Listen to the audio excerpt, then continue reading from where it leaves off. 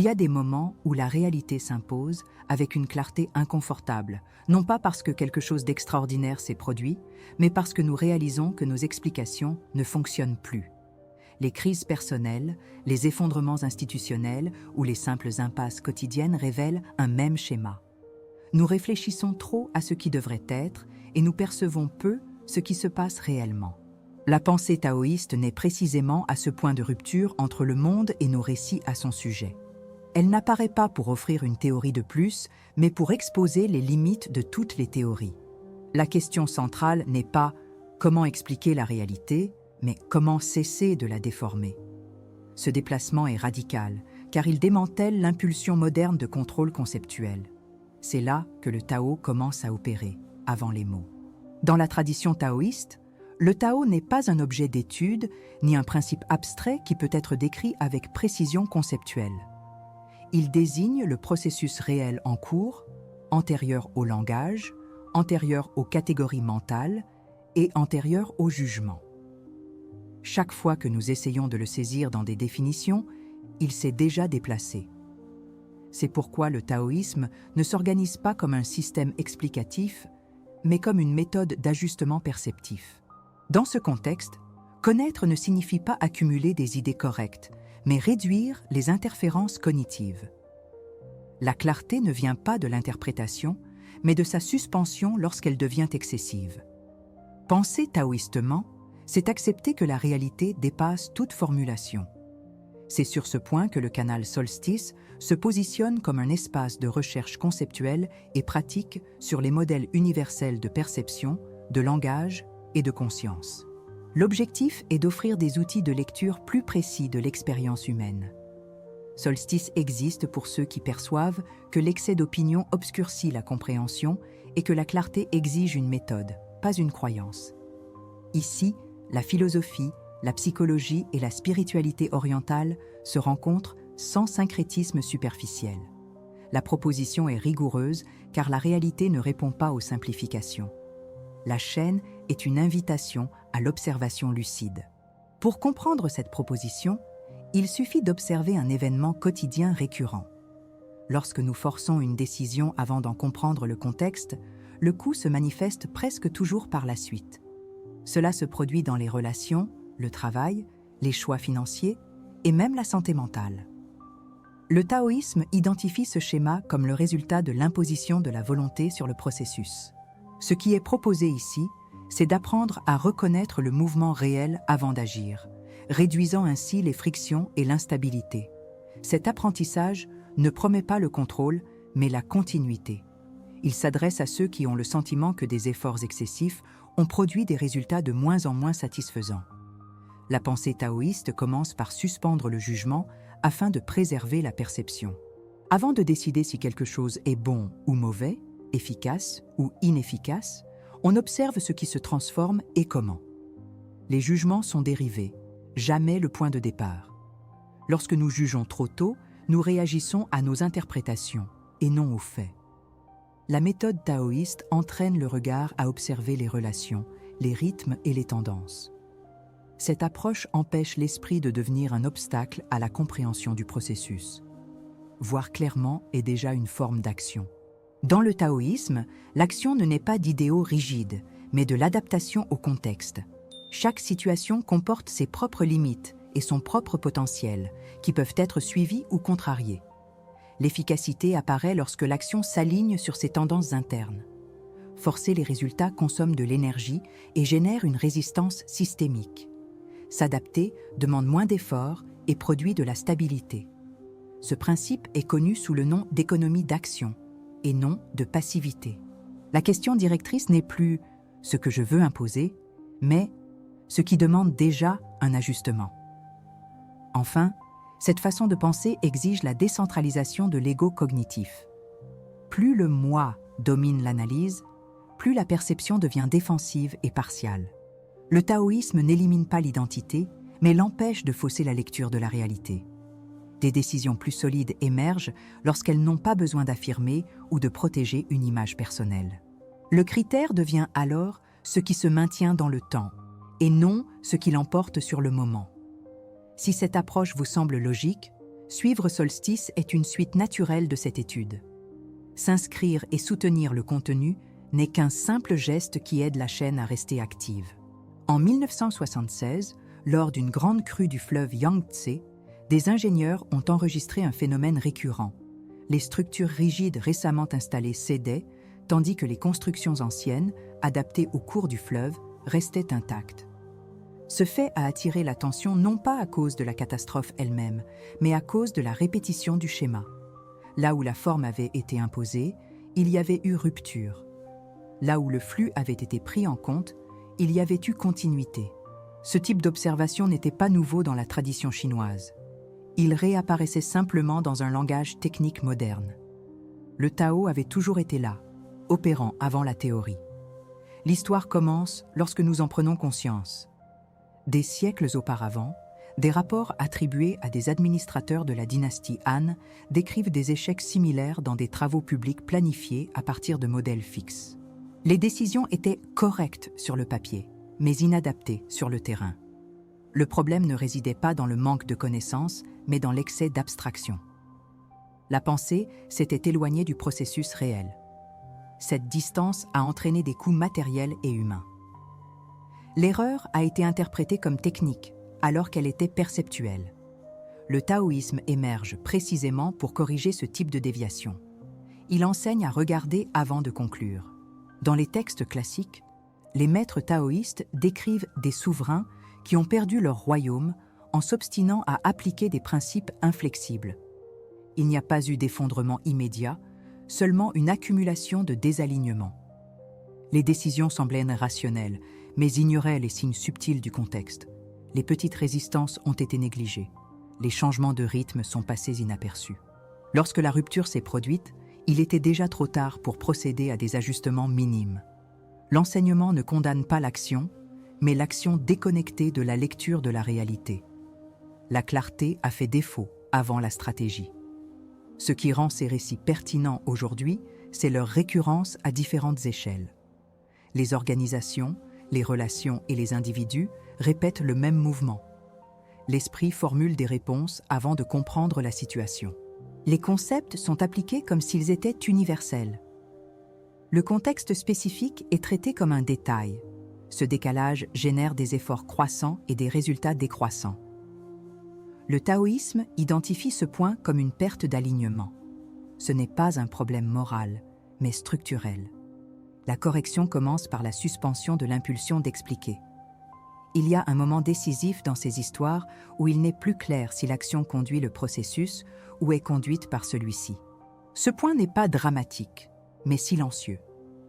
Il se manifeste comme un doute opérationnel et non comme une crise explicite. La pensée occidentale a tendance à s'accélérer à ce stade. La pensée taoïste ralentit. Elle observe sans corriger immédiatement. Cette pause n'est pas de l'indécision, c'est un recalibrage perceptif. Le système peut encore se réorganiser. Le Tao n'a pas été perdu, seulement ignoré. La tradition taoïste ne propose pas de réponse toute faite à ce type d'impasse. Elle propose une méthode de lecture. Tout d'abord, réduire les interférences internes. Ensuite, identifier les tendances réelles. Enfin, agir avec le moins d'ajustements nécessaires. Cette chaîne d'action ne promet pas un succès immédiat. Elle promet une cohérence entre l'action et le processus. Au fil du temps, cette cohérence se traduit par la stabilité. Les maîtres taoïstes ne sont pas le fruit du génie, mais de la cohérence de cette méthode. La pensée cesse de rivaliser avec la réalité. C'est à partir de cette structure que le contenu de cette vidéo se développe, explorant comment ce mode d'ajustement fonctionne dans la pratique contemporaine.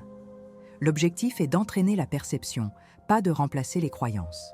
Lorsqu'un problème persiste, la tendance la plus courante est d'intensifier les stratégies qui ont déjà échoué, ce qui ne produit que des effets secondaires cumulatifs tels que l'épuisement émotionnel, la rigidité décisionnelle et la perte de sensibilité au contexte. Les solutions alternatives qui promettent un contrôle rapide ajoutent généralement des couches d'explication, de règles et de justification qui s'éloignent encore plus de la dynamique réelle du problème. Le résultat n'est pas une résolution, mais une complexification artificielle. Le taoïsme identifie ce phénomène comme une interférence cognitive excessive. Plus on essaie de corriger la réalité à partir d'un modèle mental fixe, plus le système réagit avec résistance. Le problème n'est plus externe, mais devient la façon de penser à son sujet. L'application pratique commence précisément par interrompre ce cycle.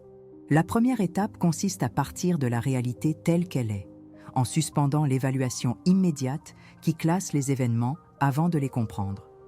Cela signifie déplacer l'attention de ce qui devrait se passer vers ce qui se passe effectivement. En termes pratiques, on observe la séquence des faits, les rythmes impliqués, les relations de dépendance et les changements subtils qui précèdent toute décision. Les jugements moraux, stratégiques ou émotionnels ne sont pas éliminés, mais simplement reportés. Cette suspension réduit les distorsions perceptives causées par les attentes et les projections. La méthode fonctionne parce que l'esprit cesse de rivaliser avec le processus. Voir clairement devient plus important qu'interpréter rapidement. Cette étape sert à rétablir la fidélité entre la perception et la réalité.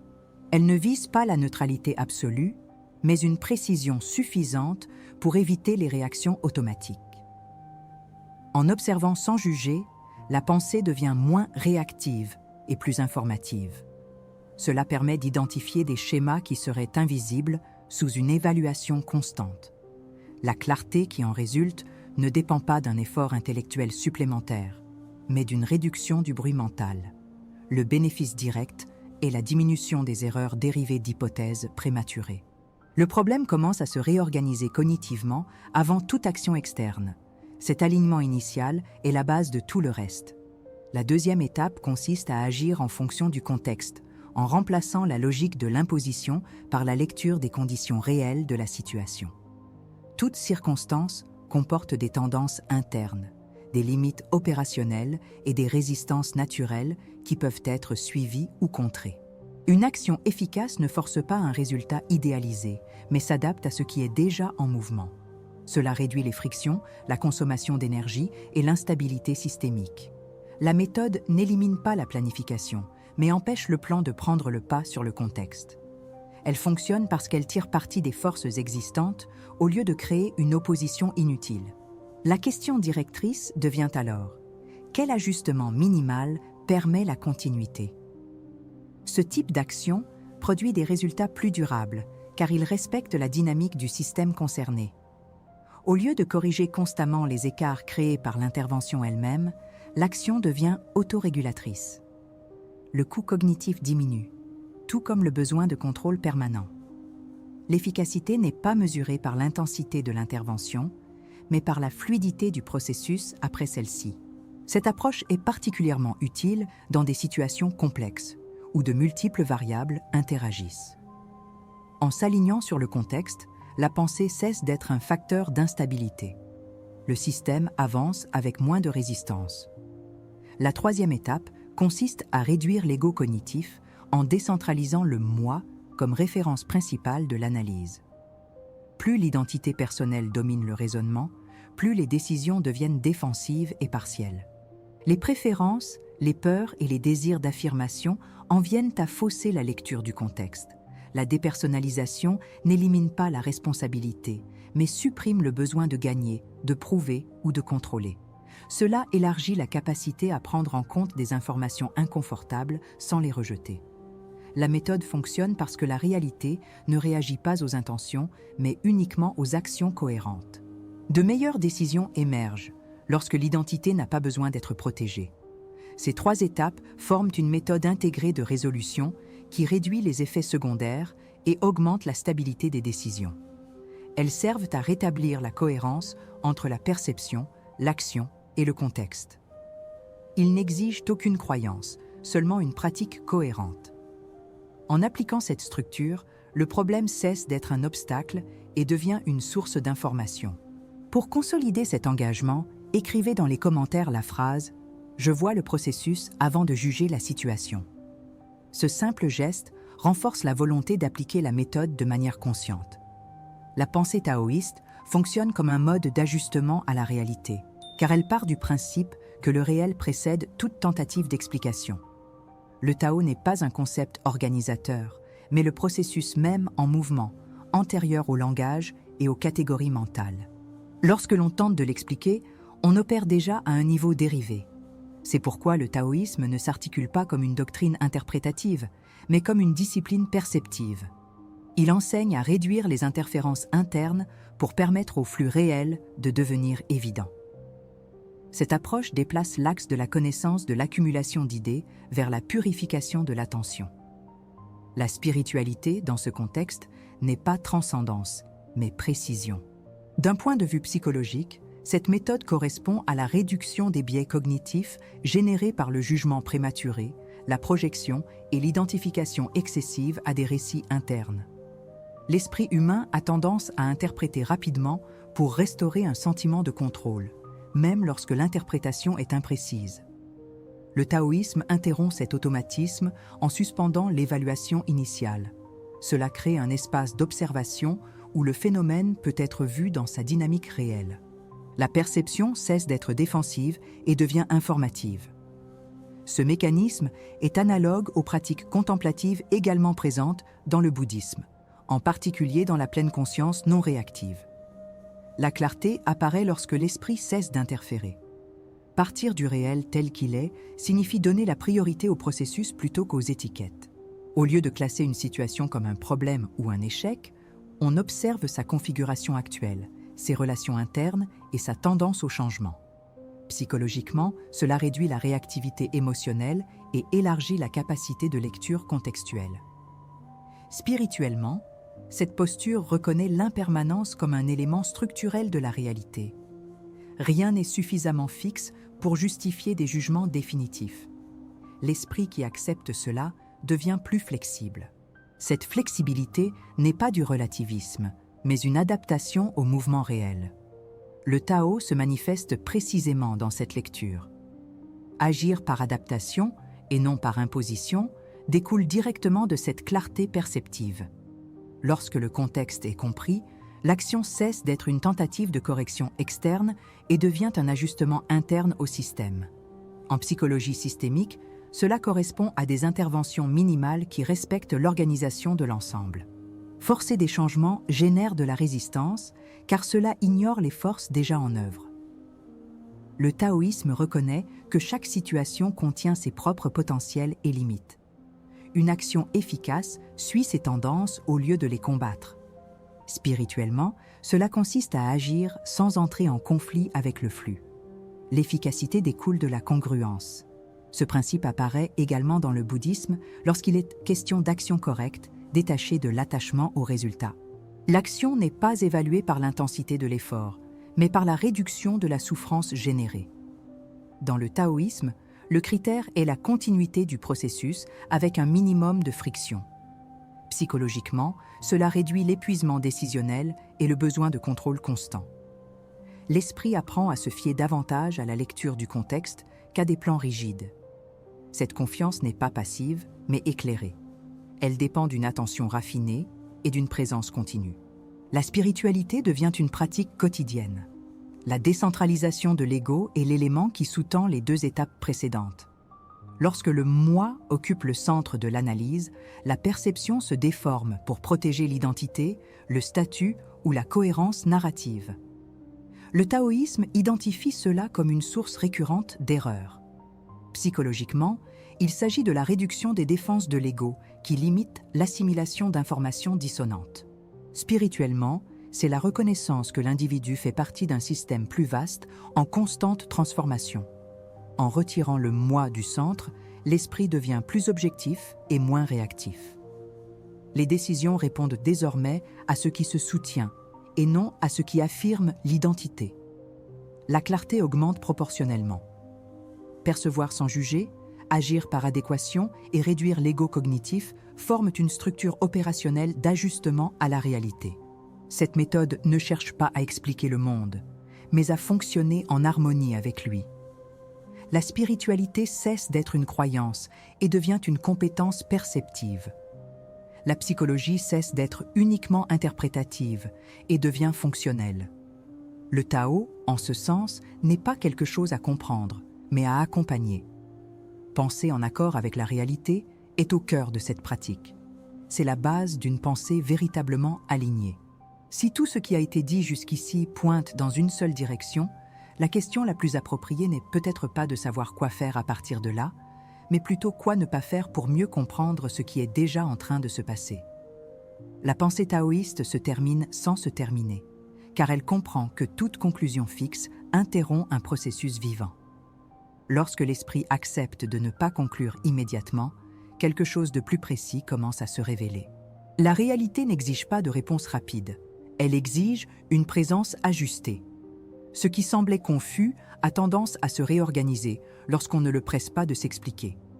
Le Tao n'exige pas d'adhésion, seulement une disponibilité perceptive. La question reste ouverte car c'est ainsi qu'elle fonctionne. Tout au long de cette analyse, le bénéfice n'a pas été l'acquisition de nouvelles idées, mais l'élimination des couches qui rendaient difficile la lecture du réel.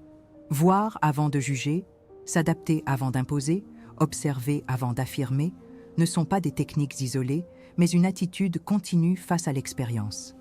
Lorsque la pensée cesse de rivaliser avec le monde, elle devient fonctionnelle. La clarté n'apparaît pas comme une révélation soudaine, mais comme un alignement progressif. À ce stade, comprendre et agir ne sont plus opposés. L'esprit accompagne le processus au lieu de l'anticiper. Ce changement est subtil, mais structurel. Le taoïsme appelle cet état de cohérence silencieuse, où rien n'a besoin d'être prouvé pour être vrai. Il n'est pas nécessaire de convaincre, de vaincre ou de conclure. Ce qui se maintient continue, ce qui ne se maintient pas se dissout. Cette logique dispense de toute dramatisation car elle opère au niveau du processus et non du récit. Lorsque l'effort diminue, l'efficacité augmente. Lorsque le contrôle se relâche, la perception s'élargit. C'est l'épiphanie discrète qui ne s'annonce pas comme telle. Elle se produit simplement. Le point le plus important est peut-être de réaliser que cette approche n'ajoute rien à la réalité. Elle ne fait qu'éliminer les interférences. La pensée cesse d'être un filtre opaque et devient un moyen transparent. Cela n'élimine pas les conflits, mais évite les conflits inutiles. La vie reste complexe, mais moins déformée. Le Tao ne résout pas les problèmes, il les remet en proportion. Ce qui semblait urgent perd de sa rigidité, ce qui semblait insignifiant révèle son importance. L'esprit apprend à écouter le contexte. Il vaut peut-être la peine d'observer, en silence, où le jugement anticipe encore la perception et où la volonté tente encore d'imposer une forme au flux. Ces observations ne nécessitent pas de correction immédiate. Elles font déjà partie de l'ajustement. Lorsqu'elles sont vues clairement, de nombreuses tensions se réorganisent d'elles-mêmes. Ce type d'auto-exploration n'a pas besoin d'être exhibé, seulement soutenu. La compréhension mûrit lorsqu'elle n'est pas forcée de se montrer. Le chemin se révèle au fur et à mesure que l'on avance. Si une phrase peut résumer cela, que ce soit celle-ci, lorsque la pensée s'aligne sur la réalité, elle cesse de faire du bruit. Les expériences qui en découlent peuvent être partagées dans le cadre de ce processus vivant d'investigation. Les récits, les impressions et les perceptions silencieuses élargissent le champ commun de compréhension. Accompagner ce voyage est moins un acte d'adhésion qu'un geste d'attention continue. Le Tao n'appelle pas, il attend. Et ceux qui écoutent, écoutent ensemble.